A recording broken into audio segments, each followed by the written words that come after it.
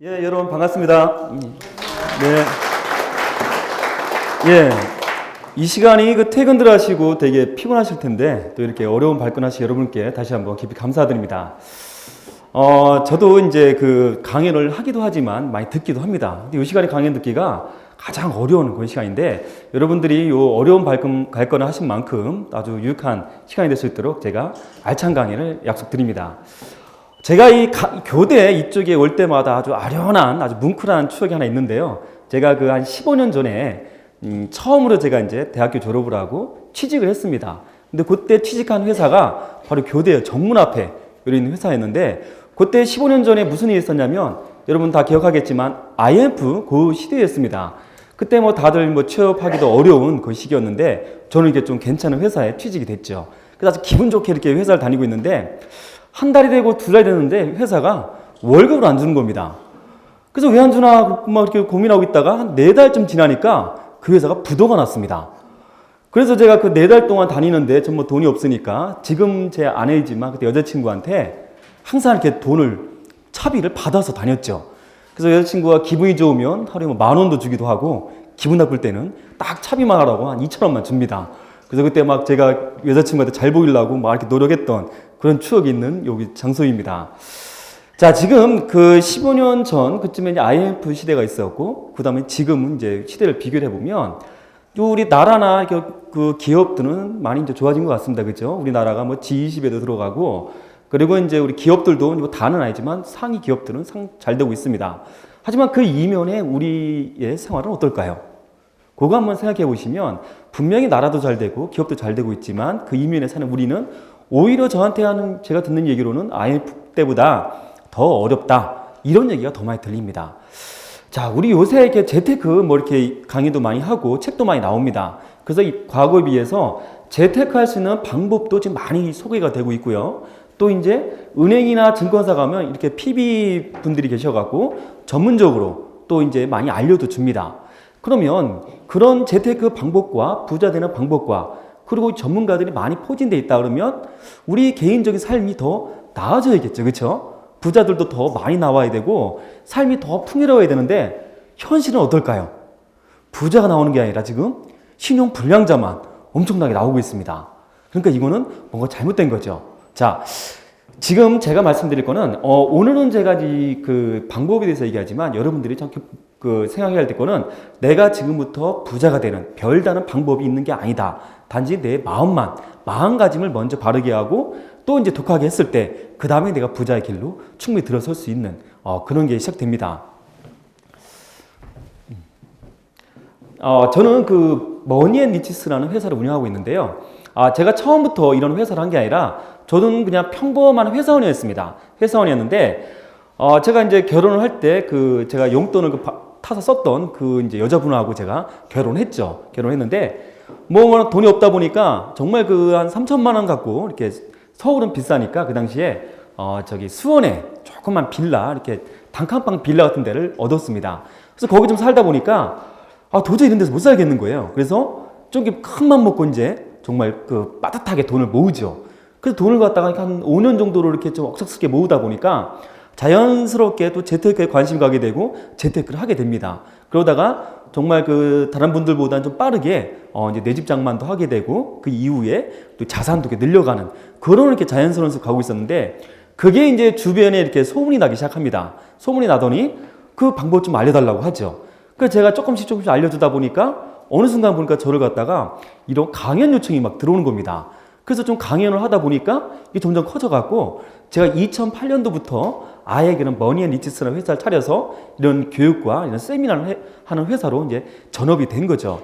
이 머니앤리치스라는 회사는 이 부자통장에서 나와 있는데 머니 세미나를 하는 회사입니다. 근데 말이 세미나지 그냥 잔소리하는 회사로 보면 됩니다. 이게 뭐냐면 머니 세미나라고 해서 이렇게 10대분 되는 분을 제가 앉혀놓고 한 3달 동안 막 얘기를 합니다. 잔소리 하는 거죠. 근데 사람들은 뭔가 대단한 방법을 알고 원하지만 제가 2달 동안 강조하는 거는 오로지 가계부를 쓰면서 이런 지출 관리를 먼저 할 거를 제가 가장 많이 권합니다. 자, 여러분 한번 생각을 해보세요.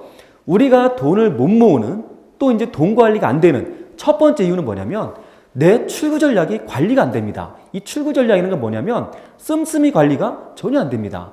우리는 입구 전략, 내가 버는 거는 잘 압니다. 또 우리나라 사람들의 특성상 열심히 일하고 자기 개발도 많이 하기 때문에 버는 거는 잘 늘리죠. 근데 내가 버는 게 느는 것만큼 씀씀이도 대부분 다 같이 늡니다. 그래서 뒤돌아보면 나 정말 일 열심히 했고 돈도 많이 모았는데 남는 게 없다. 이런 분들이 대부분입니다. 자, 그런 분들이 첫 번째로 여러분들이 돈 관리를 하고 정말 내가 부자의 길로 가야겠다. 그런 분들은 가장 먼저 해야 될 게 바로 이 지출. 내가 얼마나 씀씀이를 잘하냐, 잘 쓰고 있냐. 요걸 갖다가 먼저 점검해봐야 됩니다. 그래서 한 2달 정도 이렇게 그 가계부를 쓰게 만들면 본인도 모르는 내가 필요 이상의 것을 많이 쓴다는 걸 많이 느낍니다. 근데 제가 이렇게 뭐 낭비 지출 줄이셔라, 아니면 좀 씀씀이를 잘 관리해라. 그래도 보통 어떻게 생각하냐면 나 낭비하는 거 없다. 애들하고 먹고 사는데 이것도 안 쓰냐. 이런 식으로 습관적으로 쓰는 걸 당연하게 여깁니다. 그런데 정말 제가 그 세미나를 통해서 알게 된 거는 이런 분들을 모셔다 놓고 한 2달 동안 제가 이렇게 가계부를 쓰면서 잔소리하면 본인 수입의 20, 30%는 다 찾아집니다.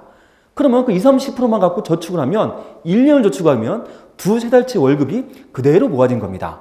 자, 다시 한번 말씀드리면 내가 저축을 못하는 이유는 내가 버는 건 잘 알지만 내가 얼마를 써야 될지는 쓰는 그 범위를 모르기 때문에 얼마를 남겨서 저축할지를 여러분들이 감을 못 잡는 겁니다. 자, 그런 회사가 이 머니앤리치스라는 회사고요. 이렇게 지출 관리부터 해서 그 돈을 잘 관리할 수 있는 그 방법을 담은 책이 바로 이 첫 번째 책, 부자 통장이라는 책입니다. 그래서 사람들이 좀 많이 알려지면서 또 많이 또 베스트셀러가 됐죠. 자, 두 번째는 오늘은 강연 주제가 이제 부자 탄생이라는 건데 우리가 이렇게 돈을 진짜 모으고 인생을 살다 보면 반드시 거쳐야 되는 뭐 경제 3가지 고충이라고 할 수 있는데요. 이게 뭐냐면 우리가 살다 보면 내 집은 반드시 있어야 됩니다. 있어야 되는데 이 집을 사야 되는데 내가 이제 돈을 갖다가 완전히 모아서 집 사기는 현실적으로 거의 불가능합니다. 그러니까 대출을 끼고 살 수밖에 없죠. 그러다 보니까 대출이 많다 보니까 내가 필요 이상으로 이자가 많이 나가게 되고 요즘 말로 하우스푸어가 되는 겁니다. 그래서 이 대출 문제를 어떻게 해결되느냐. 요게 첫 번째가 이제 문제가 되고 두 번째는 자녀에 대한 얘기입니다. 지금 당장 애를 키우는 것도 힘든데 얘 대학 자금까지 마련해야 되는 아주 힘든 현실이 있는 거죠. 그리고 세 번째는 뭐냐면 내가 집도 장만했고 애들도 잘 키워놨는데 내가 뒤돌아보니까 내 노후자금을 하나도 준비 못한 겁니다. 지금 뭐 베이비붐 세대 은퇴하신 분들 봐도 뭐 갖고 있는 재산이 없는 거죠. 당장 내일 모레 은퇴인데 내가 노후 생활을 어떻게 해야 되는지 이런 3가지는 우리가 살면서 반드시 이겨내야 되는 그런 3가지 문제들입니다. 그리고 이 3가지 문제들을 어떻게 해서 현실적으로 지금부터 준비를 해서 하는지 제가 오늘은 그 중에서 핵심적인 부분만 뽑아서 말씀을 드리겠습니다. 자, 여러분들은 다 그 부자가 되고 싶으시죠, 그죠? 네. 그리고 이제 그래서 이 자리에 오셨습니다. 그 불과 몇 년 전만 해도 그 부자 되세요라는 말이 많이 했어, 그죠? 뭐 설날 때에도 뭐 부자 되세요 이런 얘기를 했는데 요새 그런 얘기 한번 들어보셨나요? 그런 얘기가 쑥 들어왔습니다, 그죠? 부자 만들어준 사람들은 많은데 정작 우리는 그 부자를 못 느낍니다. 단장 현실이 힘들기 때문에. 그러면 제가 가장 먼저 부자가 되는 올바른 단계입니다. 요거는 여러분들이 잘 알고 계시겠지만 반드시 다시 한번 숙지를 하셔야 되기 때문에 제가 먼저 말씀드릴게요. 우리나라의 부자를 크게 3가지 종류로 나누면 첫 번째는 부모를 잘 만나서 부자가 된 사람이 있습니다.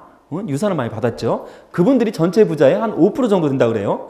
두 번째는 전문가나 사업을 해서 부자가 된 사람들입니다. 그분이 한 35% 정도 되죠. 나머지 60%는 본인 스스로 이렇게 노력을 해서 부자가 된 사람들인데 그분들이 다 이런 방법을 통해서 부자가 된 겁니다. 여러분들이 지금 뭐 다시 한번 리마인드 한다는 생각으로 이거 한번 다시 한번 보시기 바랍니다. 참고로 요 나이는 신경 쓰지 마시고 요 단계만 여러분들이 유심히 보시면 될 것 같아요. 자, 첫 번째는 뭐냐면 부자가 되는 가장 첫 번째 부자가 되기 위해서 거쳐야 되는 첫 번째 단계 뭐냐면 종잣돈을 모으는 겁니다. 이건 뭐 다 아시겠지만 종잣돈을 꼭 모아야 되는데 이 모으는 게 이게 만만치 않습니다. 내가 꼭 모은다 하면서도 자꾸 실패를 하죠. 자, 종잣돈을 모을 때는 여러 가지 재테크 지식이 오히려 방해가 됩니다.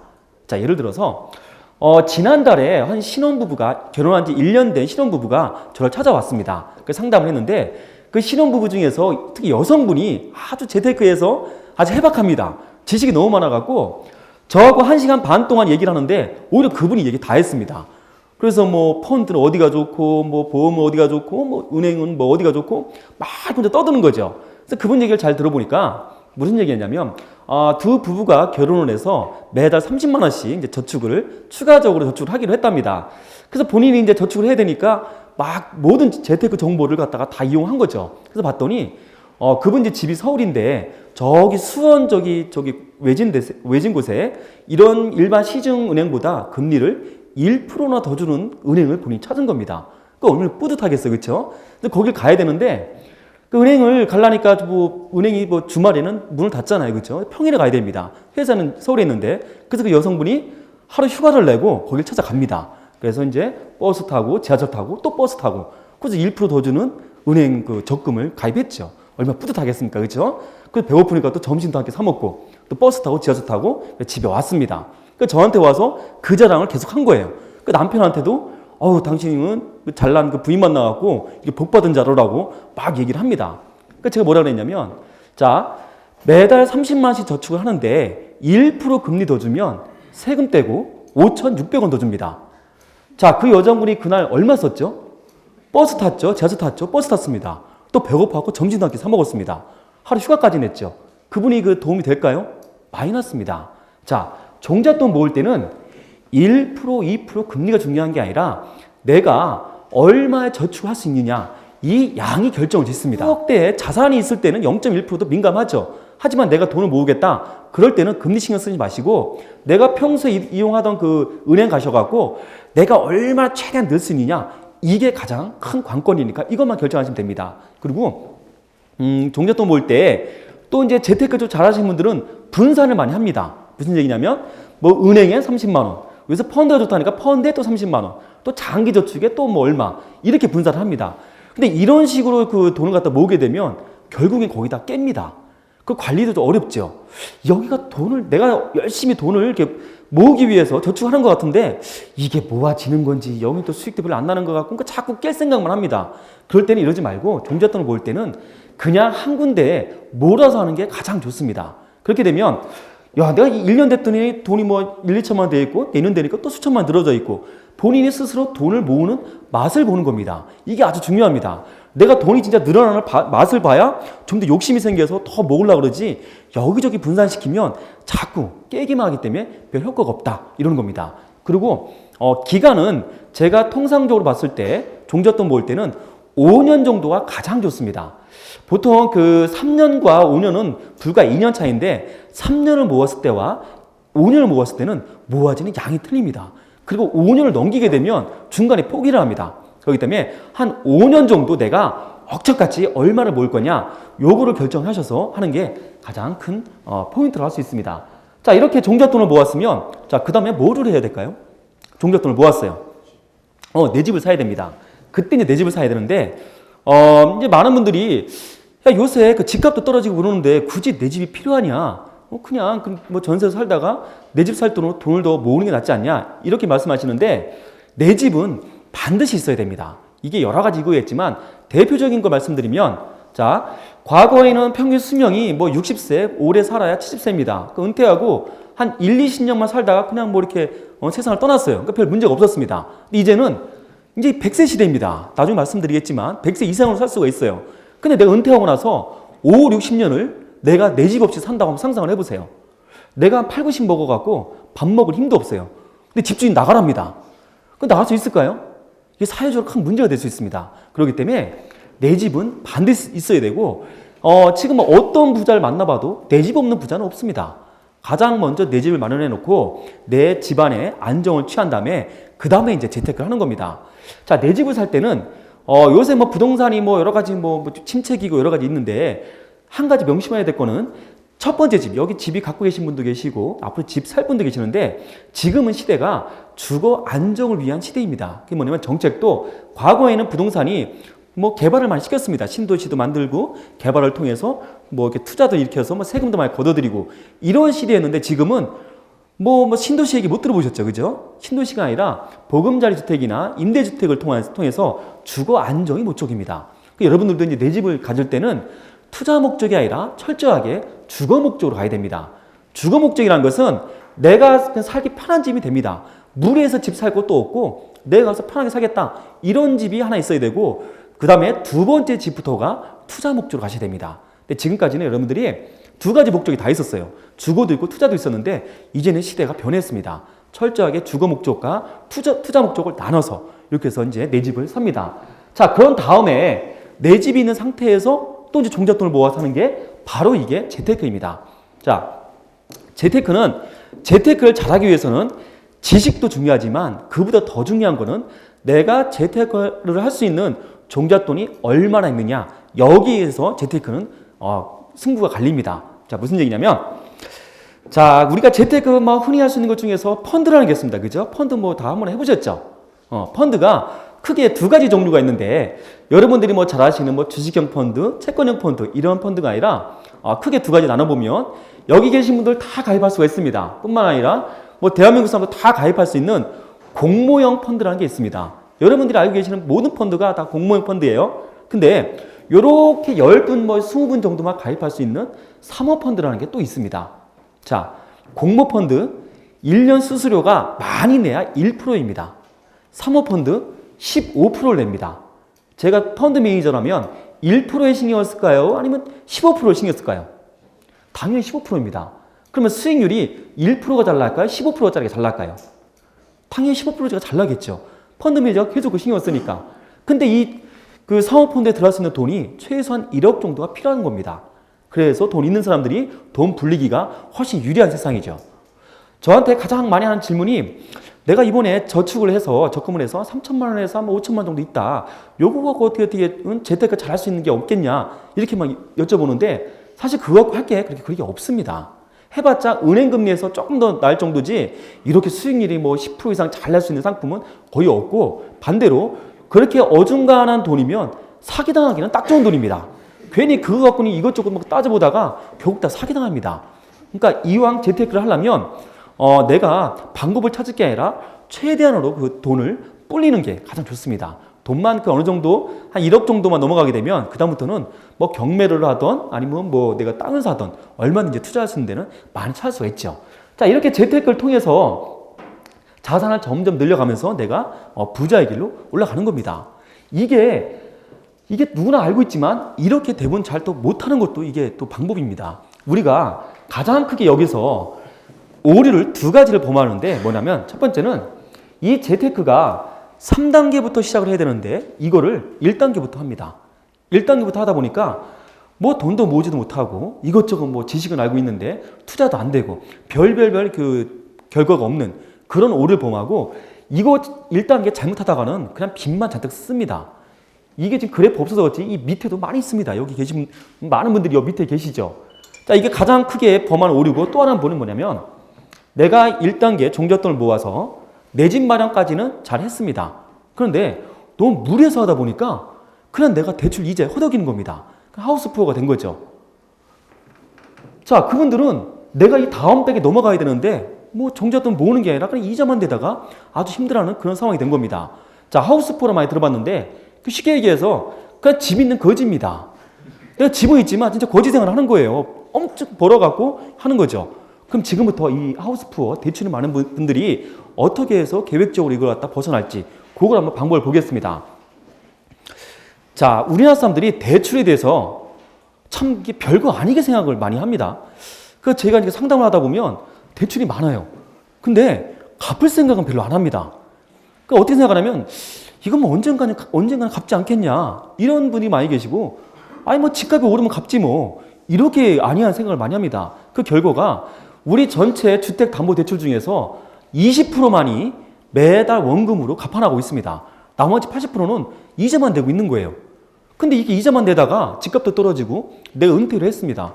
그럼 그 집 그냥 내 집이 아닌 집이 되는 거죠. 그러니까 이걸 좀 심각하게 생각하시고 내가 지금부터 좀 계획적으로 좀 대출을 갚을 수 있는 그런 방법을 봐야 됩니다. 여러 가지 방법이 있겠지만 제가 그 대표적인 한 3가지를 말씀드리는데 이런 분이 계세요. 내가 가장 많이 제가 듣는 그 질문 중 하나가 내가 이렇게 대출을 갚는 것보다 종잣돈을 모아서 투자를 해갖고 또 투자금을 확 늘려갖고 그거를 한 번에 퉁치는 게 더 빠르지 않습니까? 얘기합니다. 물론 빠르죠. 그렇게 퉁칠 수도 있지만 집이 툭 날아갈 수도 있습니다. 그죠? 그렇기 때문에 그런 방법은 만에 하나입니다. 정말 만에 하나고 일반적인 가장 누구나 할 수 있는 그런 방법을 말씀드릴게요. 자, 하우스볼 탈출하려면 별게 없습니다. 그냥 갚아야 됩니다. 그죠? 갚는 게 방법입니다. 갚는데, 자, 첫 번째는 내가 현재 집에 살면서 한번 갚아보는 방법을 한번 생각해보는 겁니다. 자, 오늘 집에 돌아가시면 대출이 있다 그러는 분들은 그냥 A4 장자 꺼내시고 거기다가 본인의 우리 집에 대출 내역을 한번 적어보세요. 자, 대출 금액이 얼마고, 은행 그 금융 기간은 어디고, 금리가 얼마고, 매달 이자를 얼마 내는지 뭐 쭉 적어보시기 바랍니다. 꼭 적으라 그러면 이렇게 주위 사람들께 돈 빌린 건 잘 안 적는데 그것도 적어야 됩니다. 돈 꽂은 것도 받을 것도 다 적어보시고, 자, 이렇게 쭉 적은 다음에 그 다음에 주택담보대출은 무조건 1순위입니다. 뭐냐면 내가 목록을 적었으면 그 다음에 내가 갚을 순서를 정하는데 주택담보대출이 왜 1순위냐면 그건 워낙 그 범위가 크기 때문에 지금부터 갚을 계획을 세워야 됩니다. 예를 들어서 내가 그 주택담보대출로 1억 5천만 원이 있다. 근데 금리가 한 4%에 받고 있다. 4%면 저렴한 거죠. 받고 있으면 그걸 내가 20년 동안 갚게 된다 그러면 매달 100만 원씩 20년을 갚아야 1억 5천만 원이 없어집니다. 20년 동안 낸 돈만, 이자만 8,700만 원 이릅니다. 그 20년 동안 내가 100만 원씩 내야지 없어지는데 그거를 갖다가 나중에 미루다가는 전혀 손도 댈 수 없는 그런 상태가 됩니다. 그렇게 해서 주택담보대출은 지금부터 시점은 언제까지 잡냐면 내가 은퇴한 시점까지, 내가 나이가 40이다.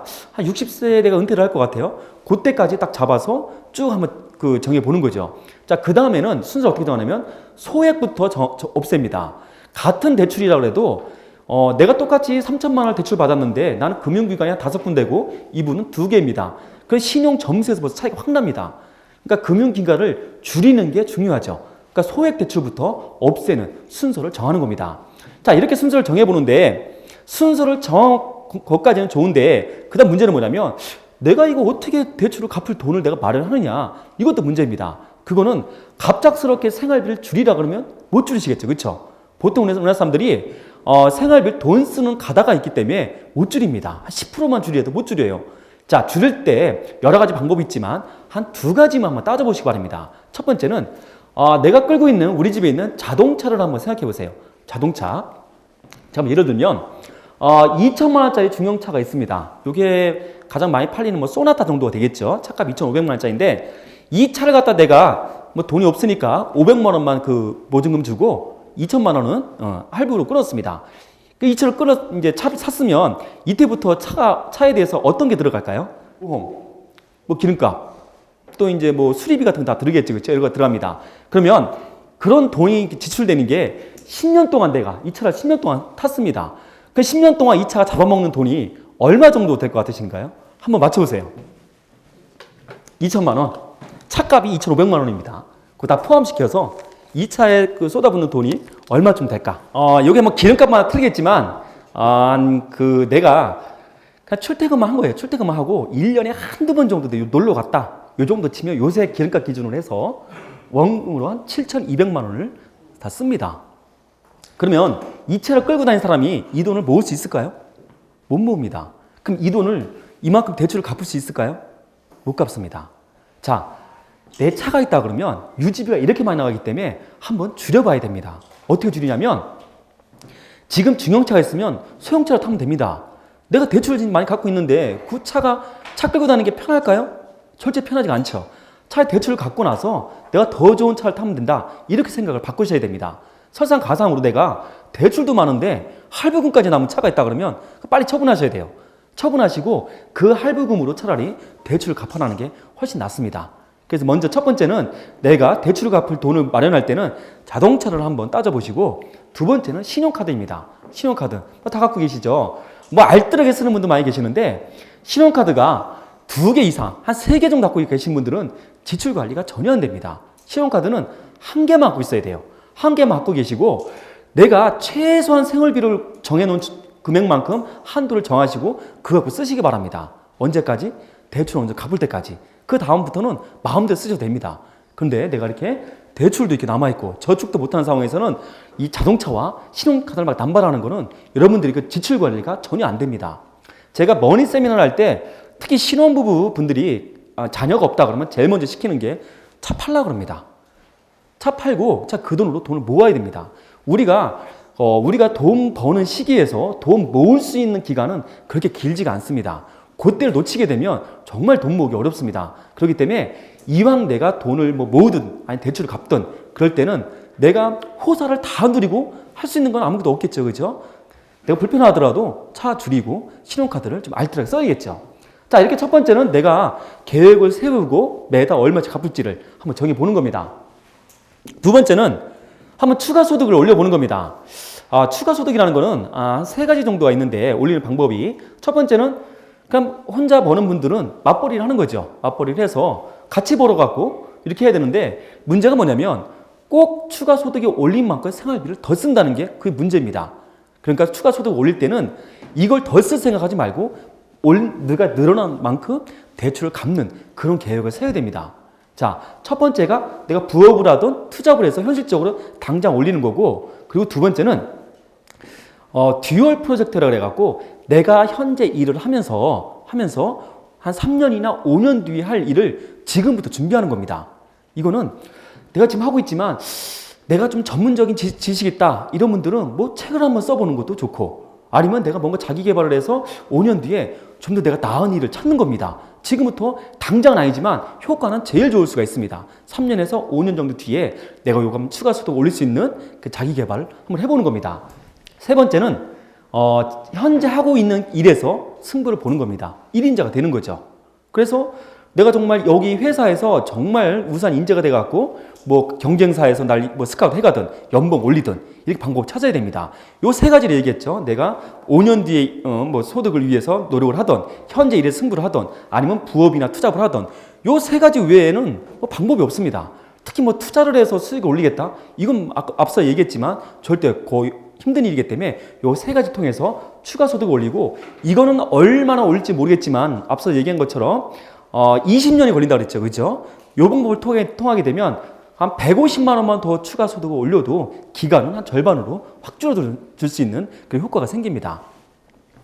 자, 세 번째는 전세를 한번 살아보는 것도 한번 생각을 해봐야 됩니다. 전세.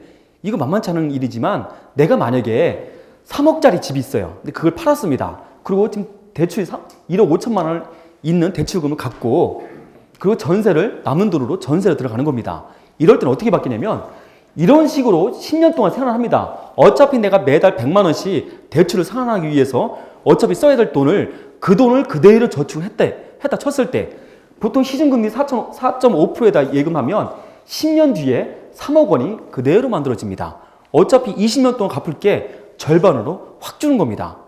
근데 이거는 어딜 가도 얘기를 안 합니다. 특히 이렇게 금융교육이나 이렇게 신문에서도 가계대출의 문제점만 얘기하지 이런 방법 얘기 못 합니다. 왜냐면 이런 식으로 하게 되면 집 갖고 있는 사람들이 다 집 내놓으면 어떻게 될까요? 큰일 나겠죠. 그렇죠? 그건 얘기할 수 없는 부분입니다. 여러물이니까 제가 말씀드리는 거예요. 근데 이것도 참 좋은 방법인데, 문제는 내가 내 집에 살다가 딴 데 세입자로 산다는 게 크게 만만찮아요. 그렇죠? 그리고 또 2년에 한 번씩 또 이사 가야 되는 그런 문제도 있습니다. 하지만 내가 그거를 감내할 수 있다 그러면, 이렇게 내가 20년 동안 갚을 것을 집값이 많이 오르지 않았다 그러면 똑같은 집을 10년 만에 대출 한 푼 없는 상태에서 집을 들어갈 수 있는 이런 방법입니다. 자, 지금까지 제가 간략하게 세 가지 말씀드렸는데 그 세 가지 외에는 방법이 없습니다.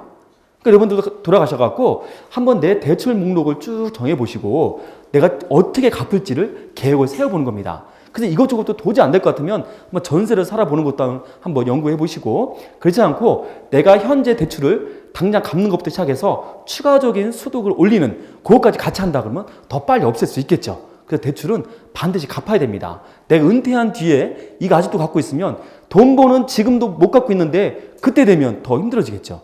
그러니까 꼭 내 집이 온전하게 있어야 나중에 나이 들어서 주택연금이라도 온전하게 받을 수 있는 그 노후 자금이 되는 겁니다.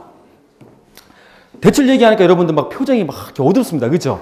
심각하시고 이렇게 그러시는데, 대출 얘기는 여기서 그만하고 그 다음에는 애들 얘기 좀 해보겠습니다. 애들 얘기.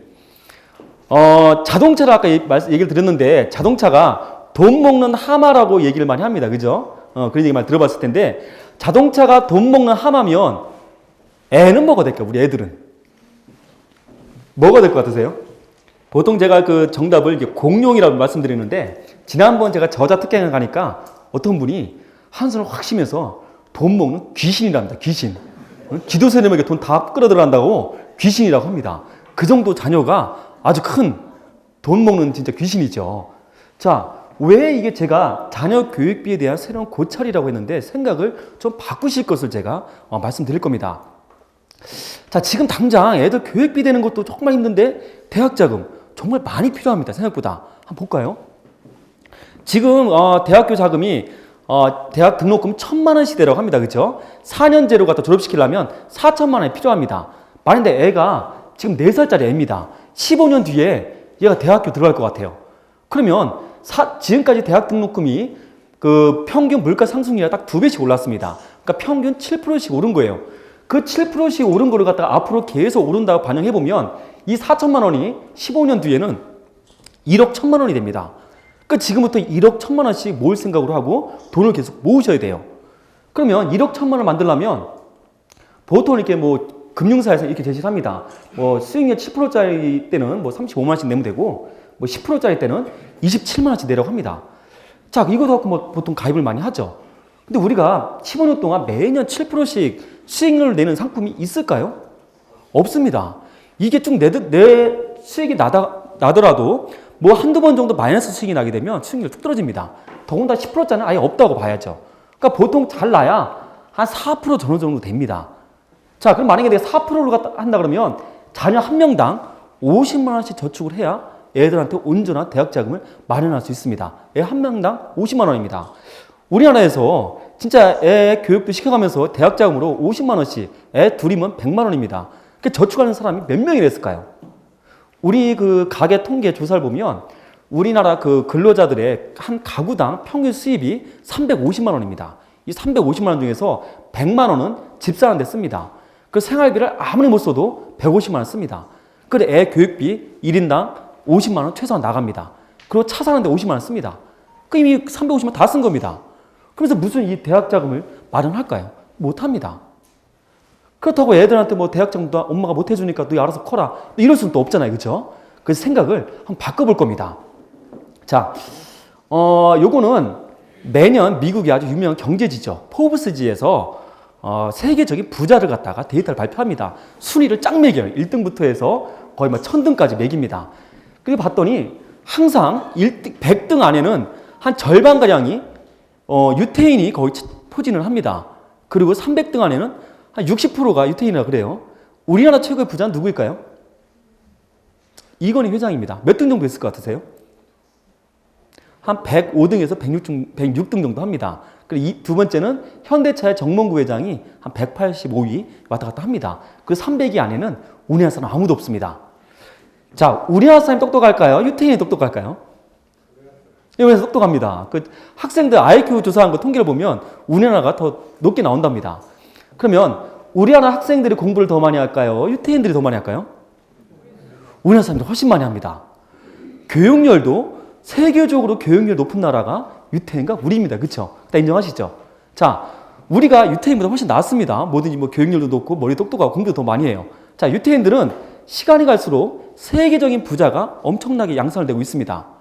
우리나라는 어떨까요? 부자는커녕 신용불량자만 엄청나게 나오고 있습니다. 우리나라 청년들의 그 신용불량자 수는 최근 4년 동안 38배가 증가했습니다.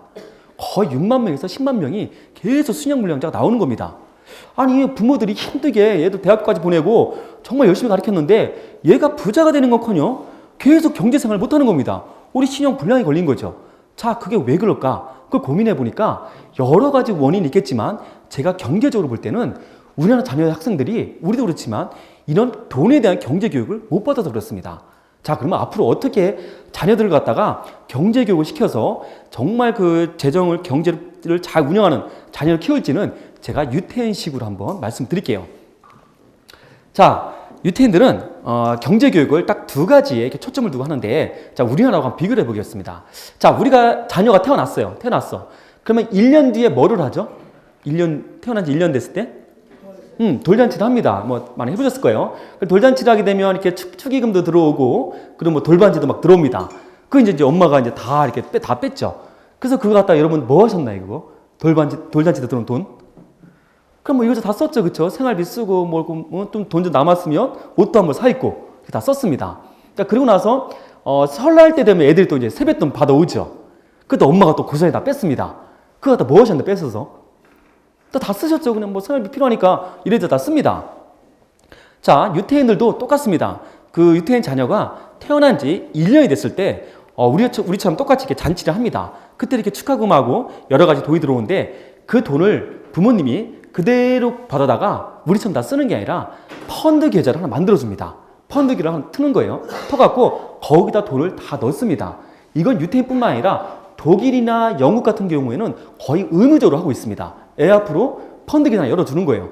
그러고 나서 애들이 우리가 세뱃돈 받아오듯이 여기서 용돈 받고 막 그러면 그것도 걷어다가 그대로 펀드에다가 다 추가 납입을 다 시켜줍니다.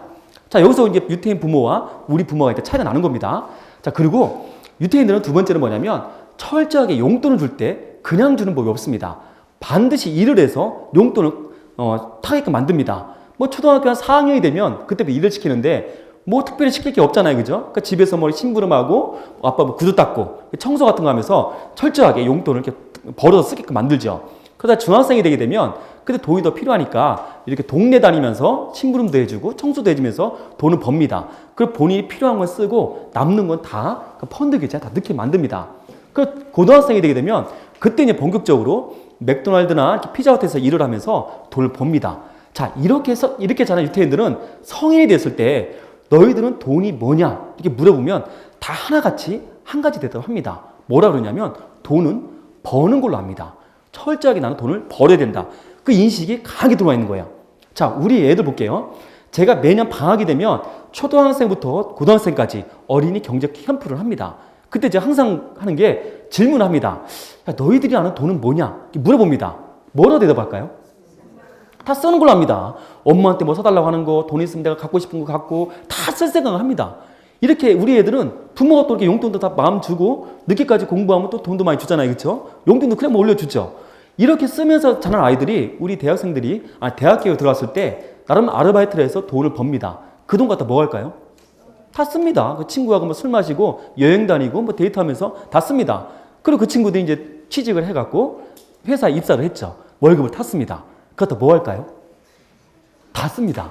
남성분들은 차를 뽑습니다. 일단 차를 뽑고 여성분들은 뭐로 할까요? 명품 백을 사기 시작합니다. 그래서 돈을 다 씁니다. 우리나라 젊은이들의 평균 저축률은 2.7%입니다. 100명 중에서 2명 저축하고 그나마 저축액이 17만 원이 안 됩니다. 그게 당연히 돈이 없죠. 자, 유태인들 볼게요. 유태인들은 자, 첫 번째로 내가 돈은 철저하게 버는 걸로 알고 컸습니다. 그리고 만 18세가 됐을 때 성년식을 할 때 그때 중대한 결정을 해야 되냐면 뭐냐면 부모가 그동안 넣어줬던 그 펀드 계좌 있죠. 그 명의가 자녀 앞으로 바뀌는 시점입니다. 근데 그 18년 동안 모은 돈이 어느 정도 되냐면 웬만한 집안채 살 수 있는 돈이 모아진다고 합니다. 아니 18년 동안 굴렸으니 얼마나 많이 모아졌겠습니까? 그러면 자녀들이 내가 이 돈 갖고 이 몇 억 되는 돈으로 내가 유학을 갈지 아니면 뭐 대학을 갈지 아니면 사업을 할지 이걸 결정하는 겁니다. 자, 그들은 돈은 철저하게 벌어야 된다. 의식도 있죠. 자립금도 충분히 있습니다. 그러면 그들은 이미 사회에 나왔을 때부터 우리보다 앞서가는 겁니다. 앞서가서 세계적인 부자가 될 수밖에 없는 거죠. 우리는 부모가 힘들게 애를 키워놨더니 애도 힘들어요. 부모도 힘들어요. 계속 안 좋은 순환만 연속되기 때문에 이제부터 여러분들은 고리를 끊어야 됩니다. 그래서 유태인식으로 그렇다고 애들이 막 12시까지 일해야 되는데 또 학교 다니다 말고 나와서 일하라고 그럴 수는 없잖아요. 그렇죠? 그렇기 때문에 두 가지만 해주시면 되는데 첫 번째 뭐냐면 애들 이름 앞으로 반드시 자립금 통장 하나 만들어 주시기 바랍니다. 자립금 통장이에요. 대학자금 통장이 아니라 자립금 통장입니다. 그게 매달 5만 원도 좋고 10만 원도 좋습니다. 반드시 그 애들 이름 앞으로 하고 그 통장을 애한테 주세요. 애한테 주면서 반드시 이 말을 해야 됩니다. 무슨 말 하냐면 자, 이 통장은 엄마 아빠가 너한테 주는 마지막 선물이다.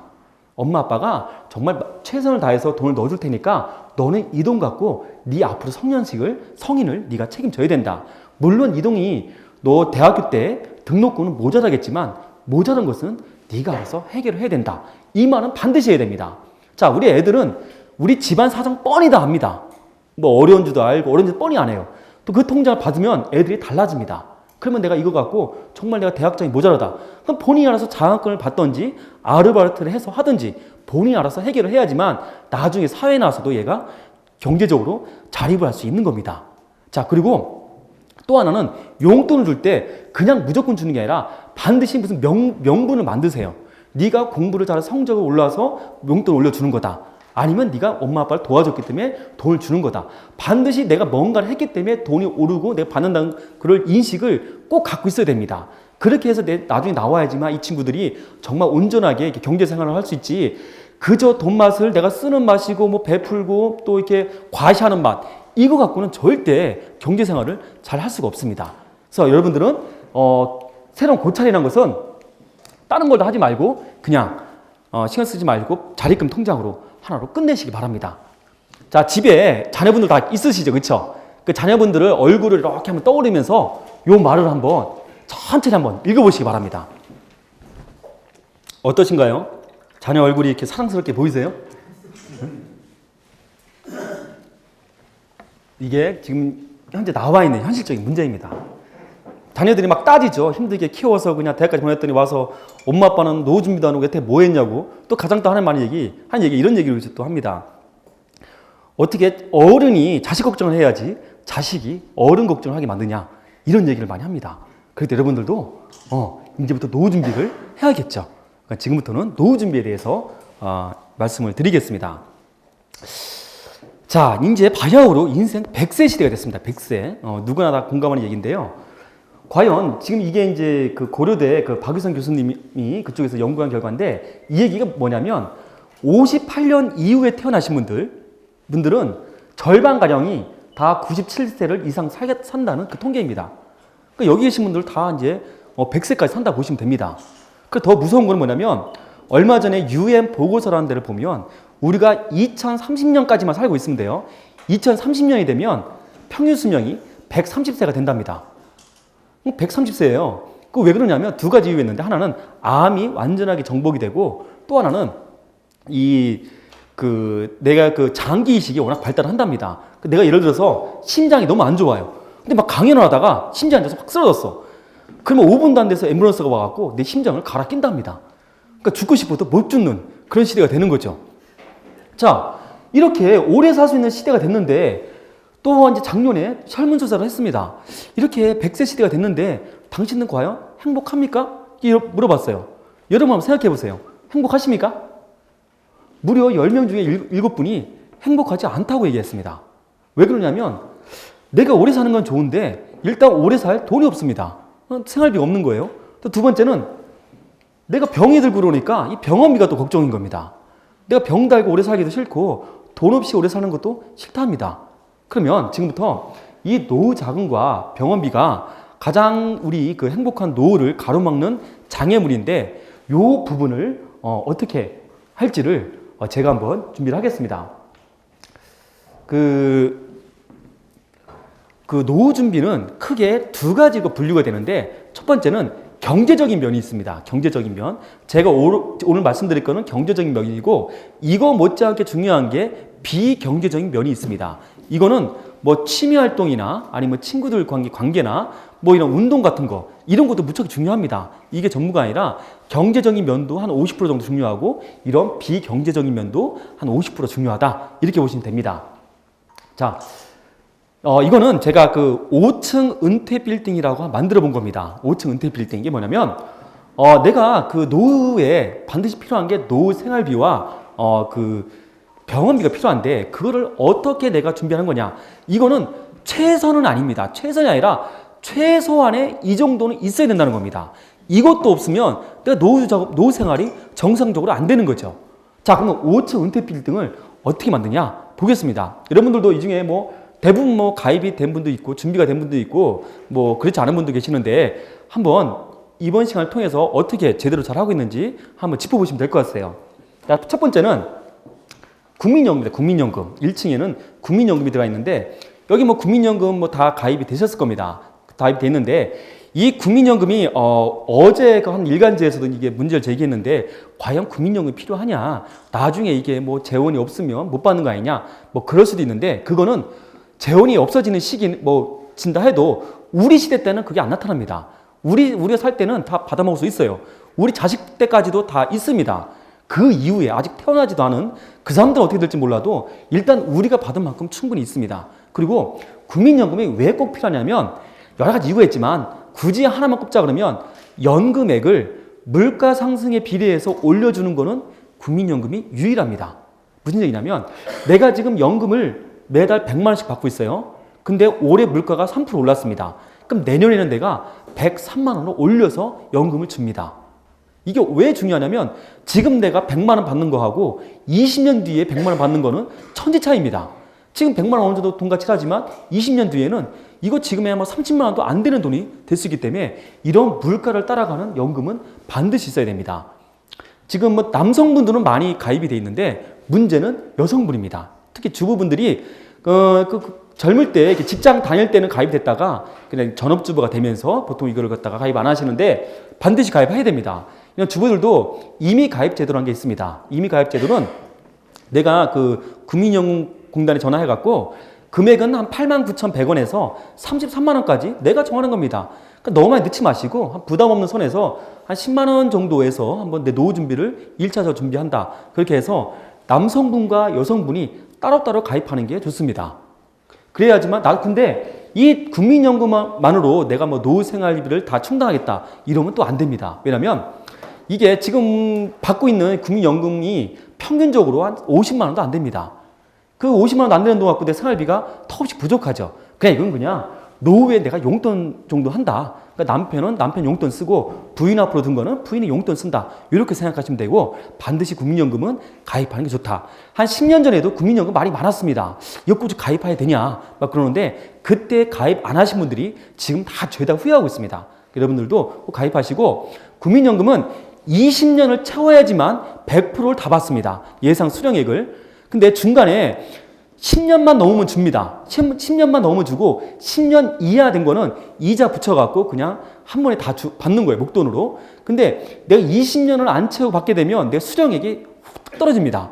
그러니까 이제 연금법이 바뀌어갖고 내가 연금 탈 수 있는 나이가 됐어도 20년을 못 채웠다 그러면 연금 타지 마시고 20년까지 채웠다가 그런 다음에 받는 게 훨씬 유리합니다. 자, 두 번째는 퇴직연금입니다. 이 퇴직연금은 내가 가입하고 싶어도 가입할 수 없는 게 또 퇴직연금이죠. 퇴직연금을 시행하는 그 회사가 있고 또 그렇지 않은 회사가 있는데 퇴직연금이 가입된 회사라면 반드시 가입하는 게 좋고 퇴직연금이 없다 그러면 개인연금 하나 넣으시면 됩니다. 보통 그 퇴직연금 가입하신 분들이 중간에 내가 뭐 회사를 이직하거나 그만둘 때 이걸 목돈 찾아다가 이게 웬 떡이냐 그러고 다 씁니다. 그 쓰고 뭐 그동안 뭐 대출돈 갚는 분 계시고 보통 차를 많이 바꾸죠. 차를 바꾼 데 쓰고 계시는데 이 퇴직연금만큼 내가 목돈 모으기 좋은 게 없습니다. 노후에 목돈이 필요하기 때문에 이거는 그냥 끝까지 갖고 가셔야 됩니다. 없는 셈 치고 갖고 가시고 그리고 없는 사람은 개인연금을 2층에 넣는 겁니다. 자, 그리고 3층에도 개인연금 넣는데 여기서 퇴직연금과 개인연금 없는 사람은 개인연금과 개인 두 개가 이거 갖고 생활비를 충당하는 겁니다. 자, 개인연금을 넣을 때 한 두 가지만 꼭 염두를 해주시기 바랍니다. 보통은 이제 보험사 직원분들이 이렇게 제시하는 대로 이렇게 가입을 많이 하죠. 근데 우리나라 사람들이 연금 가입률은 아주 높습니다. 하지만 5년 이내에 해약하는 분들이 절반이 넘어요. 그 10년이 되게 되면 80%가 다 해약합니다. 그러니까 본인이 감당이 안 되거나 별 필요성을 못 느껴서 해약하는데 개인연금을 들 때는 내가 매달 얼마씩 넣을 수 있을까 요거를 고민할 때 어떤 식으로 하냐면 이렇게 한번 생각해 보세요. 예를 들어서 내가 그 은퇴하고 나서 자녀들 출가시키고 이 부부가 둘이서 매달 생활비가 한 200만 원 정도 필요할 것 같다 이렇게 생각을 해보세요. 그 200만 원에서 내가 국민연금 그 부부가 나오는 예상 수령액이 있잖아요. 그렇죠? 나옵니다. 그걸 빼보세요. 그걸 빼보고 내가 퇴직연금이 있다 그러면 퇴직연금도 빼봅니다. 그 집이 한 채 있다 그러면 주택연금도 빼봐요. 그럼 모자란 부분이 있을 거 아니에요. 그렇죠? 200만 원에서 모자란 부분이 있으면 그거를 받을 수 있는 금액만큼 넣으시면 됩니다. 그러면 절대 깰 일이 거의 없지요. 내가 이걸 깨면 나중에 노후 생활비가 부족한 걸 알기 때문에 끝까지 유지를 하는 겁니다. 너무 노후 걱정에 대해서 막 걱정이 돼갖고 너무 많이 넣는 것도 무리가 되고 항상 내가 필요한 만큼만 개인연금 넣으면 되고 자, 두 번째는 뭐냐면 남성보다는 여성분이 먼저 가입을 해야 됩니다. 자, 우리나라 지금 돌이켜보면 국민연금도 남편 앞으로 돼 있습니다. 그리고 퇴직연금 같은 것도 남편 앞으로 돼 있어요. 그리고 국민 개인연금도 남편 앞으로 되어 있습니다. 자, 남편이 오래 살까요? 부인이 오래 살까요? 부인이 평균 7년도 오래 삽니다. 근데 부인이 남편보다 어리잖아요. 그쵸? 한 3년 어립니다. 평균적으로. 그거 두 개 더해보면 계산상으로 남편보다 부인이 10년을 더 혼자 살아야 됩니다. 자, 우리 독거노인 중에서 문제가 많이 되는 경우가 홀로 된 할머니가 가장 문제가 됩니다. 왜냐면 죄다 남편 앞으로 돼 있지 부인 앞으로 나오는 유족연금도 얼마 안 되는 거예요. 기껏 나와 20-30만 원 나오니까 문제가 되는 겁니다. 남편이 그 홀로 독거노인 돼서 문제가 되는 경우 없어요. 홀로 되지 거의 않으니까 문제가 되는데 철저하게 개인연금은 부인이 먼저 가입을 해야 됩니다. 그러고 나서 남편 이름으로 가입하면 되는 거죠. 그리고 개인연금은 평생 동안 내가 받는 겁니다. 평생 동안 받는 거기 때문에 오래 사는 사람 앞으로 가입하는 게 훨씬 낫습니다. 그 남편분들이 그 부인한테 좀 잘해줘야 되는 이유 중에 하나가 분명히 이제 남편이 먼저 이렇게 돌아가시죠. 그리고 이제 그 병수발도 남편이 먼저 옵니다. 그럼 부인이 이렇게 병수발 해주잖아요. 근데 그 평소에 잘 못했어요. 그 남편이 휠체어 타고 다니면 부인이 그 끌고 다니다가 내리막길에서 손 놓을까요? 안 놓을까요? 한순간 놓을 수도 있습니다. 그러니까 평소에 부인 앞으로 개인연금 다 들어두시고 잘 챙겨주셔야 됩니다. 그래 내가 죽을 때까지 수발을 받을 거 아닙니까? 그쵸? 예, 꼭 해주시기 바랍니다. 자, 그럼 여기까지는 이게 아주 기본적으로 생활비는 충당이 된 겁니다. 이게 아주 최소의 생활비예요. 보통 그 어떤 얘기를 하냐면 노후 생활비를 한 10억 정도 준비해라 이런 얘기 많이 들어보셨죠? 10억 정도 필요하다고. 근데 그거는 너무 근거 없는 얘기고 그냥 금융기관에서 너무 이렇게 노후에 대한 그걸 부각시켜서 하는 얘기인데 그게 어떤 근거로 나오는지 모르겠지만 이건 맞습니다. 10억을 갖고 있는 사람과 내가 이런 식으로 해서 매달 한 250만 원 정도 나오는 사람하고는 똑같습니다. 10억을 은행에 넣어봤자 세금 떼고 내가 받는 거는 한 매달 250만 원 정도 됩니다. 그러니까 이런 구조로 내가 한 뭐 200~300만 원 나온다. 그럼 노후 준비는 다 된 겁니다. 그리고 그 이후에는 그냥 그 내가 자산 증식 목적으로 가야지 뭐 너무 이렇게 노후 준비에 또 지나치게 하는 것도 그것도 문제입니다. 자, 여기까지 생활비가 됐는데 내가 나이가 돼서 생활비가 줄 줄 알았는데 별 줄지가 않습니다. 왜 그럴까요? 우리나라 그 40대까지만 해도 한 달에 평균적인 그 병원비가 한 2~3만 원에 불과한데 이게 60대, 70대 되게 되면 한 10배로 뜁니다. 한 20~30만 원씩 내야 돼요. 그러니까 병원비가 문제가 되는 거죠. 그래서 병원비를 내가 뭐 이렇게 돈이 여유가 돼갖고 이렇게 목돈을 갖다 준비하면 좋겠지만 그게 안 된다. 그런 분들은 내가 실손보험 하나 들어오는 겁니다. 실손보험이 뭔지 아시나요? 뭐 의료 실비보험이라고 그런 거죠. 이거는 내가 병원비를 50만 원 썼으면 내가 병원비 쓰는 만큼만 주는 게 실손보험이다. 요건 이제 가입을 언제 했느냐에 따라서 뭐 80% 주는 것도 있고 100% 주는 것도 있는데 이게 왜 있어야 되냐면 내가 나이 들어서 진짜 그 병원에 가야 되는데 이게 없으면 병원에 잘 못 갑니다. 지금 노인분들이 아파도 병원에 못 갑니다. 왜냐면 돈 없는 데다가 자식들이 걱정하니까. 처음에 한두 번이야 뭐 이렇게 병원비를 자식이 될 수 있겠지만 이게 시간이 갈수록 그 애한테 기대는 것도 그게 한두 번입니다. 한두 번이 이제 더 이상 못 하죠. 그러다 보니까 병을 키워서 내가 병원에 갔더니 오히려 그 자식을 걱정을 더 크게 만들어 버린 거죠. 이게 있으면 내가 뭐 한도 금액까지는 뭐 자유스럽게 이렇게 받을 수가 있습니다. 여기 뭐 실손보험 가입한 분도 계시고 없는 분도 계시는데 요거는 건강할 때 가입을 해야 됩니다. 내가 뭐 병원을 큰 수술을 받거나 그러면 가입이 안 될 수가 있죠. 자, 실손보험 한 요령 알려드리면 요거는 그 내가 그 병원비를 내가 쓴 만큼을 준다고 그랬는데 예를 들어서 내가 허리가 아파요. 허리가 아파갖고 병원에 갔습니다. 병원에 가갖고 의사 선생님한테 얘기해서 나 허리가 아프니까 이렇게 얘기를 했어요. 그래서 내가 내 입으로 얘기를 합니다. 이거 혹시 모르니까 한번 엑스레이나 MRI 한번 찍자고 얘기를 했어요.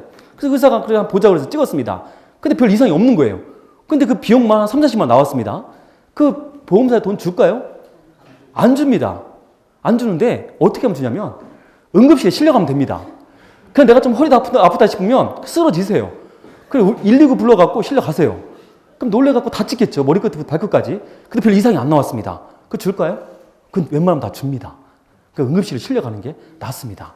절대 이런 얘기 어디서 하면 저 붙잡혀갑니다. 여러분만 알고 계시고 그런 식으로 이거 하나 방법인데 실손의료보험은 꼭 갖고 있는 게 낫습니다. 이거는 거의 100세까지 보장이 되기 때문에 이거 하나만 갖고 있으면 되고 요거는 한 3만 원에서 5만 원 정도면 가입이 됩니다.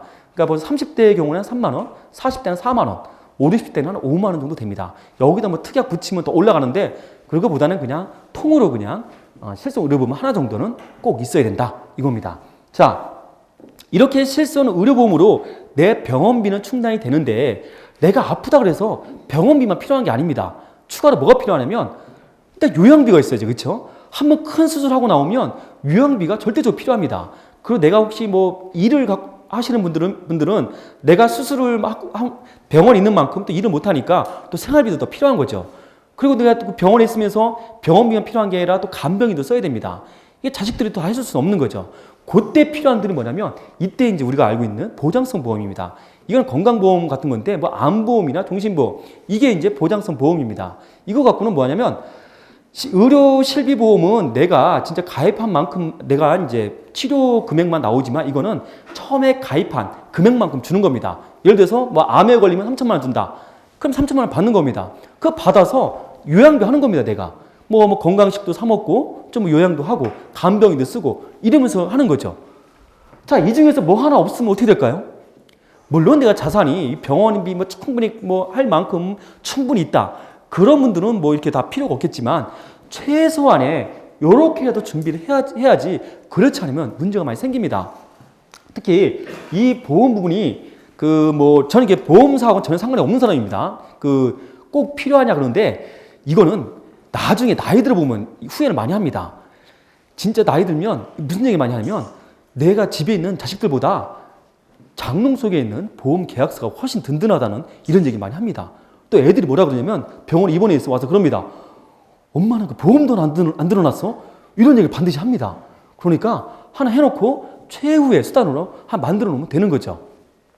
자, 그리고 이 두 가지 보험을 합쳤을 때 우리 집의 적정한 보험료는 우리 집 수입의 8% 정도가 적정합니다. 수입의 8% 정도예요. 300만 원이다 그러면 27만 원 이내에서 애들 보험까지 다 해결을 하면 됩니다. 특히 뭐 중고등학생 이하 애들은 특별히 내가 선천적으로 아프지 않는 이상은 그렇게 아플 일이 없습니다. 그리고 건강보험에서 지원도 많이 되기 때문에 애들 보험은 한 10,000원 정도면 충분히 됩니다.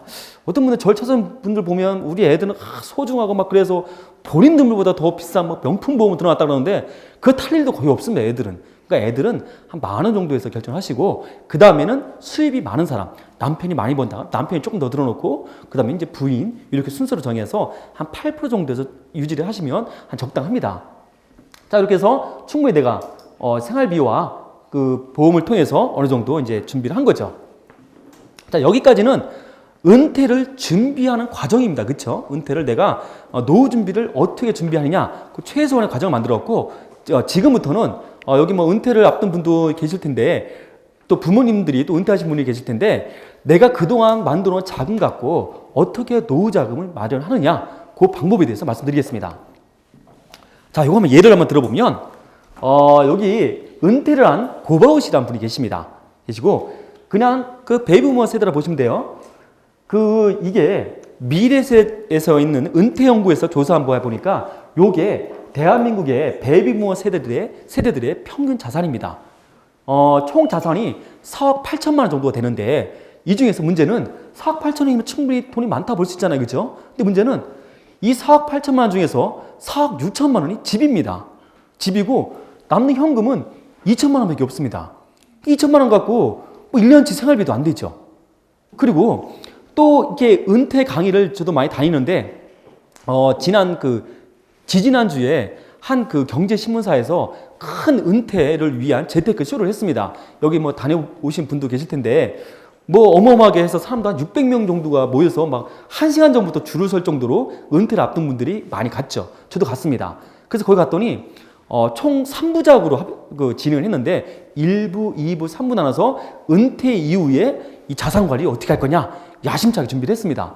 1부에 누가 나왔냐면 보험사를 대표하는 분이 나왔습니다. 이분은 여기서 나온 분들은 다 유명한 사람입니다. 이름만 얘기해도 알 정도로 진짜 보험사를 대표하는 분이 나왔죠. 뭐라 그랬냐면 은퇴 이후의 자산은 뭐니 해도 연금이 최고다. 즉시연금이 최고다. 왜냐면 안정적으로 죽을 때까지 받을 수 있다. 자식들도 못 건드리는 게 즉시연금이다 하면서 막 연금 얘기를 막 합니다. 그러니까 이번 끝나고 나서 이제 두 번째로 이제 나오신 분이 증권사를 대표하는 분이 나왔습니다. 이분은 미래에셋증권의 모 회장님과 더불어서 아주 양대 산맥으로 불리는 그분이 나왔습니다. 그래서 뭐라 하냐면 그거 연금 넣어봤자 그거 얼마나 나오냐. 이왕 할 바는 저 월지급식 펀드와 같은 증권사로 넣어라. 그러면 이제 수익률도 높고 그래서 돈 좀 많이 받을 수 있다. 이렇게 얘기를 막 합니다. 근데 그 두 분들이 공통적으로 한 얘기가 뭐냐면 부동산 얘기는 아주 그냥 폄하를 합니다. 뭐 집값도 떨어질 거 당연하고 뭐 부동산 갖고 뭐 얼마 안 된다면서 부동산 얘기를 막 폄하를 하면서 얘기를 했어요. 3부에서는 누가 나왔을까요? 부동산 대표주자가 나옵니다. 근데 이분이 책도 많이 쓰시고 아주 그냥 유명한 분인데 그분이 딱 올라오니까 제가 다 걱정이 되더라고요. 이렇게 부동산 안 좋은 얘기를 했는데 뭐라고 얘기할까? 앞에 딱 쓰시더니 딱 한마디 합니다. 우리나라에 부동산 부자 넘쳐나도 보험 부자하고 펀드 부자 들어봤냐? 뭐니 노후 자금은 임대수 이게 최고라고 얘기합니다. 그 사람들 고개를 막 끄덕끄덕 대죠. 그러니까 앞에 두 분 얘기한 거는 다 불가능한 겁니다. 이게 무슨 얘기냐면 과연 거기 나와 왔던 분들이 나름 은퇴에 대해서 걱정이 돼서 왔을 텐데 그 세 분들 강의를 듣고 얻어가는 게 있었을까요? 판단도 못 내립니다. 왜냐면 여기 얘기 들으면 여기 얘기가 맞고 또 여기 얘기는 여기가 얘기 맞는 겁니다. 근데 결정을 못 하는 거죠. 다들 본인의 회사 입장에서 얘기하지 여기 와서 듣는 청중의 입장은 고려를 못 하는 겁니다. 그럼 제가 지금은 요 골고루 요 세 가지를 믹스해서 말씀드릴 테니까 그냥 편안하게 장단점만 비교를 하면서 보시면 됩니다. 자, 이분이 자산을 4억 8천만 원을 갖고 있는데 요 4억 8천만 원 갖고 또 이거 하나 짚어드릴게. 금융 쪽에서 가장 많은 얘기가 지금 뭐 신문도 많이 나오지만 우리나라 부동산 자산이 너무 치중돼 있다 이런 얘기 많이 듣죠. 선진국에 비해서 우리나라는 80%가 부동산에 치중돼 있으니까 요거를 좀 줄여서 금융 쪽으로 이렇게 5대5 정도로 나눠라 이런 얘기 많이 들어보셨죠. 여러분 금융자산 줄일 수 있으세요? 아니 부동산 자산 줄일 수 있으신가요? 갖고 있는 게 집 한 채가 전부인데 이거 어떻게 줄입니까? 우리가 물론 뭐 부동산이 몇 채가 되는 사람이라면 이게 맞을 텐데 이거는 현실적으로 불가능합니다. 그러니까 겨우 우리 살 수 있는 30평짜리 아파트 하나 있는데 이걸 갖다 줄이라 그러면 줄여서 금융상품에 넣으라는 거는 좀 어려운 얘기죠. 그러니까 그런 거를 다 감안하시고 여기서는 이렇게 편안하게 보시면 됩니다. 자, 둘 중에 하나를 선택해야 되는데 이 고가을 한 사람은 내가 갖고 있는 자산이 집이 전부입니다. 첫 번째는 집을 처분을 하고 내가 조그만 집을 옮겨갑니다. 그래서 처분한 돈을 갖고 노후 자금을 마련하는 방법이 있고 두 번째는 내 집에서 살면서 마련하는 방법이 있습니다. 자, 첫 번째는 집을 팝니다. 집을 팔아갖고 2억 5천만 원짜리 조그만 집을 사던 전세를 사던 간에 일단 집을 쪼개서 이 거주할 집을 마련했습니다. 그러고 나서 즉시연금에 넣습니다. 남는 돈이 4억 8천만 원이니까 즉시연금에 넣죠. 만약에 2억 3천만 원을 즉시연금에 넣게 되면 지금 뭐 공시율이 평균 4.5%니까 넣게 되면 평균 한 85만 원 정도 받을 수가 있습니다. 즉시연금에 넣게 되면. 자, 즉시연금은 장단점이 있는데 장점이 뭐냐면 즉시연금을 종신형으로 선택했을 때 종신형으로 내가 죽을 때까지 받는 거예요. 그걸 선택했을 때는 이거는 자식도 못 건드립니다. 중도에 해지가 안 되는 상품입니다. 이거는. 그러니까 내가 목돈 넣으면 애들이 와서 우리 노후의 가장 큰 걸림돌은 애들입니다. 애들. 자꾸 긁어내려고 그러죠. 이렇게. 이거는 못 건드립니다. 해지 자체가 안 되는 거니까 안전하게 받을 수 있는 그런 장점이 있죠. 단점은 뭐냐면 이 공시율이 떨어지게 되면 연금액도 떨어집니다. 그건 단점입니다. 요거에 대해서 이자만 매달 85만 원씩 받다가 나중에 내 죽고 나면 이 2억 3천만 원을 갖다가 애한테 상속하기로 했어요. 근데 내가 오랫동안 살아갖고 50년 동안 살다가 죽었습니다. 50년 뒤에 2억 3천만 원이 얼마나 될까요, 이게? 100만 원도 안 되는 돈이 됩니다. 물가 해지가 안 되는 거죠, 원금에 대해서. 그거는 염두를 하셔야 됩니다. 내가 너무 오래 살 것 같으면 그렇게 좋은 방법은 아닌 것 같고 차라리 그럴 때는 이거를 상속형으로 하지 말고 그냥 쪼개서 쓰는 게 훨씬 낫습니다. 무슨 얘기냐면 이자만 받지 말고 원금도 쪼개서 받을 수가 있어요. 그래서 그때 쪼개갖고 이 받는 거를 늘려서 받는 게 훨씬 낫습니다. 나중에 이거 같이 늙거나 이제는 앞으로는 애나 나나 같이 노인네가 됩니다. 그러니까 나중에 노인 돼서 줄 바에는 그냥 쪼개서 쓰는 게 훨씬 낫다는 거. 그래서 즉시연금 같은 경우는 아마 공시이율대로 간다 이겁니다. 두 번째는 증권사에서 얘기한 월지급식 펀드입니다. 월지급식 펀드는 장점이 뭐냐면 내가 받을 수 있는 금액을 내가 정합니다. 0.1%에서 0.7% 사이. 무슨 얘기냐면 내가 1억을 넣었어요. 펀드에 넣고 1억을 넣고 0.1%를 신청을 하면 매달 10만 원씩 받는 겁니다. 0.5% 신청하면 매달 50만 원씩 받는 거죠. 이해하시겠죠? 그게 이제 월지급식 펀드의 장점인데 자, 예를 들어서 내가 고바우 씨가 2억 3천만 원을 월 지급식 펀드에 넣었습니다. 그리고 0.4%를 갖다가 신청을 했어요. 그러면 92만 원을 받습니다. 근데 문제는 뭐냐면 이 월 지급식 펀드가 이달에 내가 92만 원을 받아야 되는데 수익이 50만 원밖에 안 난 겁니다. 그건 모자란 42만 원은 원금에서 뺏어줍니다. 그러니까 원금 손실에 우려가 있는 거죠. 그게 여기 단점입니다. 장점은 반대로 내가 92만 원을 받기로 했는데 92만 원보다 수익이 더 많이 났습니다. 그 원금이 늘 수도 있는 거죠. 그러니까 투자성이 있는 겁니다. 근데 요새는 월 지급식 펀드보다 더 인기 있는 게 월 지급식 ELS라는 게 있습니다. 이건 한번 여러분들이 한번 체크해 보시면 좋을 것 같아요. 월 지급 ELS가 지금 가장 많은 은퇴 자금이 들어가고 있는데 이건 뭐냐면 이게 펀드 같은 건데 어떠한 ELS라는 것은 어떤 지수를 추종하는 겁니다. 예를 들어서 코스피, 미국의 S&P 지수 이런 걸 추종하는 건데 예를 들어서 내가 코스피 200에 추종하는 그 월 지급식 ELS 가입했다 그러면 이게 처음 가입할 때보다 반 토막만 나지 않으면 이 이자를 줍니다. 지금 평균 이자가 한 연 10% 정도 되는 이자를 주고 있어요. 지금 가장 이율이 높은 거죠. 근데 반 토막이 날 확률이 거의 있기도 하겠지만 거의 없기 때문에 어느 정도 안정성이 보장된 거죠. 우리나라 그 코스피를 보면 항상 최고점 대비 반 토막이 낮습니다. 2,000 갔다 1,000 떨어지고 1,000일 때 500까지 떨어졌습니다. 그걸 유추해 보면 우리가 코스피 최고점에서 한 20% 떨어졌을 때 그때 월 지급식 ELS에 들어가면 원금은 어느 정도 보장이 되겠죠. 왜냐면 그때부터 해서 반토막 날 일은 거의 없으니까요. 그러니까 요령은 너무 최고점일 때 들어가지 말고 한 20% 떨어졌을 때 그때 월 지급식 ELS 들어가면 수익률도 좋고 여러분들이 좀 많은 이자를 받을 수 있는 그런 상품입니다. 자, 월 지급식 펀드는 투자성이 있기 때문에 원금이 보장되지 않는 그것도 감안해야 된다. 이렇게 보시면 되고 세 번째는 부동산입니다. 내가 부동산인데 오피스텔에 넣었을 때 어떻게 되느냐. 내가 집 한 채 사고 나머지를 요즘 유행하는 수익형 부동산 그 중에서도 가장 인기 있는 오피스텔에 넣습니다. 자, 우리나라의 오피스텔의 평균 수익률은 4.2%입니다. 우리 서울에 오피스텔 중에서 3%도 안 나오는 게 수두룩합니다. 아주 많아요. 이거 나오면 대단한 줄 알고 있는데 왜 문제가 뭐냐면 오피스텔 같은 부동산을 갖고 있으면 1년에 한두 달에도 공실이 발생하게 되면 이건 수익률이 뚝 떨어집니다. 근데 이거는 정말 내가 어느 정도 공실이 없는 입지가 좋다 하더라도 그런 동네는 오피스텔을 계속해서 짓기 때문에 어느 정도 이게 노후가 되게 되면 이 수익률이 떨어질 수밖에 없겠죠. 그러니까 오피스텔을 할 때는 첫 번째가 수익 높이려면 싸게 사는 게 관건입니다. 무조건 싸게 사야 됩니다.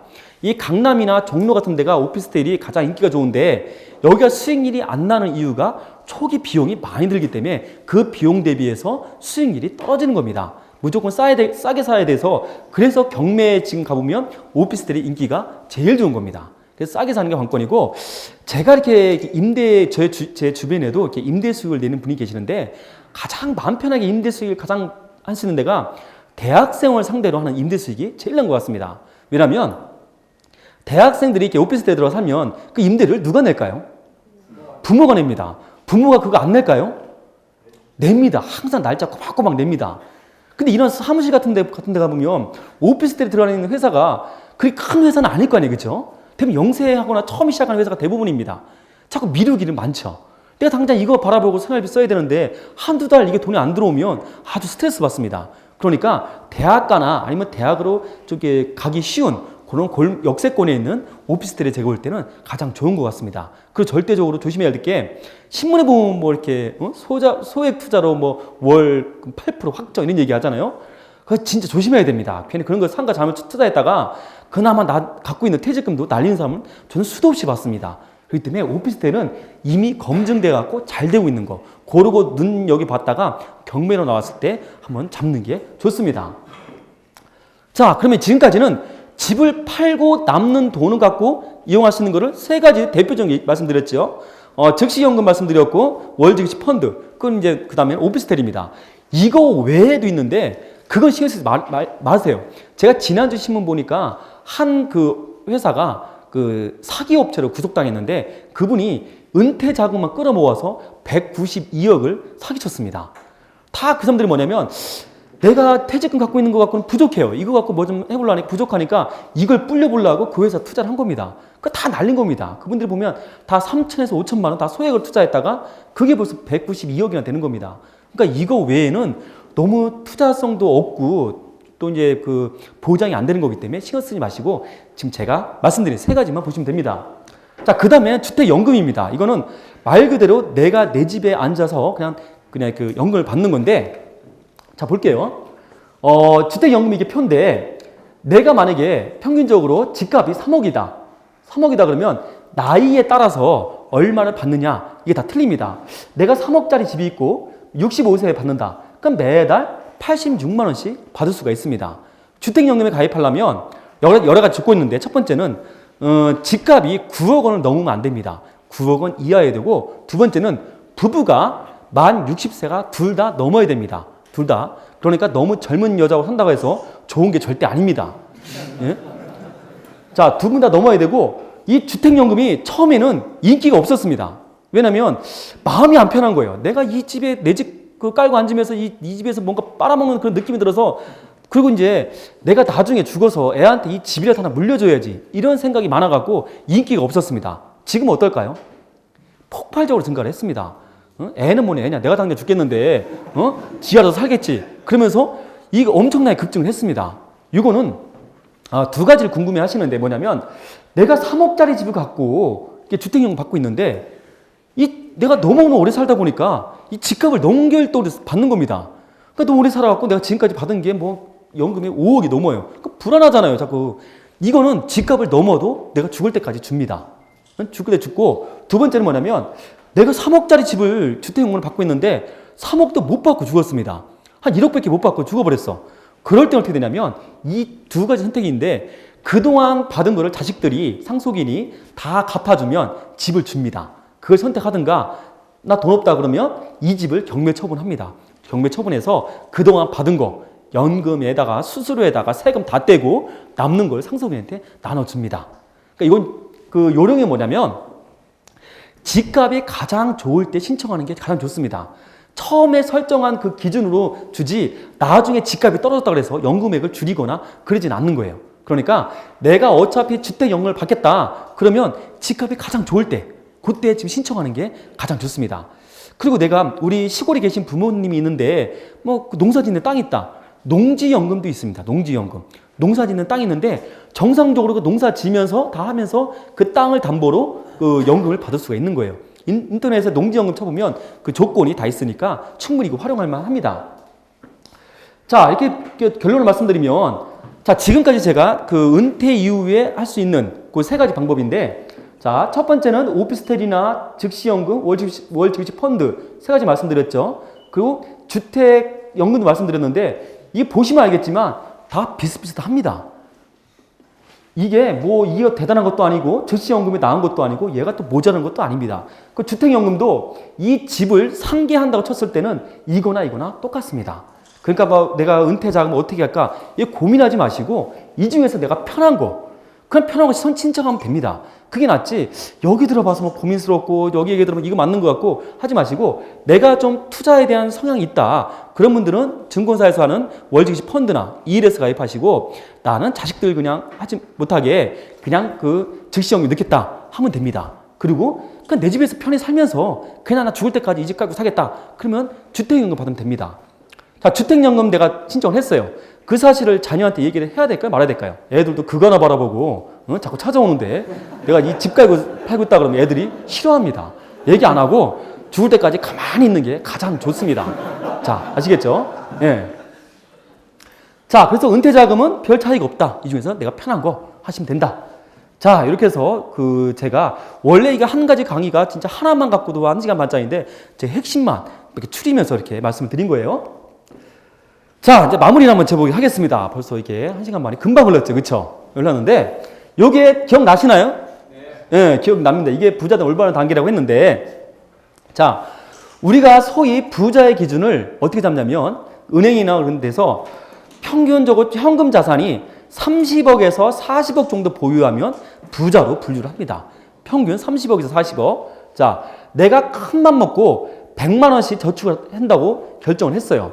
30억에서 40억을 모으려면 이것저것 다 빼고 200년을 모아야 그 정도로 돈 자산을 모을 수가 있습니다. 뭐 이렇게 복리 이런 거 뭐 물가도 오르니까 그런 거 다 제외했을 때 그러면 계산상으로는 부자가 되는 게 불가능하겠죠. 그죠? 근데 지금 3, 40억 갖고 있는 부자들이 200년 저축해갖고 그렇게 됐을까요? 아닙니다. 그건 뭐냐면 내가 지금부터 지금 말씀드린 것처럼 계출을 갚는 계획을 세우고 저축할 계획을 세우고 실천하다 보면 내 체질이 바뀝니다. 부자가 되는 체질로 완전히 바뀝니다. 제가 아내와 같이 결혼하면서 정말 그 집에 그 3천만 원 전체 그 반지하도 아니고 어중간한 집에 살면서 억척거려서 처음에 1년 동안 돈을 모아보니까 너무 소외감이 많이 듭니다. 야, 내가 이렇게 돈 모아갖고 도저히 이걸 어떻게 될 수 있나 이런 소외감도 많이 들고 과연 이거 모은 데서 이 집을 탈출할 수 있을까 이런 생각도 많이 드는데 이걸 자꾸 2년 3년 이렇게 모으다 보니까 어느 통장에 돈을 모아지다 보니까 내가 바뀝니다. 내가 보는 게 틀리고 또 재테크를 하지 말라 그래도 나도 모르게 관심이 갑니다. 내 체질이 일반인에서 부자가 된 사람으로 바뀌게 되는 겁니다. 그리고 내가 집을 한 채 사고 난 뒤에 사람들 놀래죠. 어떻게 저런 집을 샀냐. 그러고 나서 내가 그 생활이 무너질 것 같은데 안 무너집니다.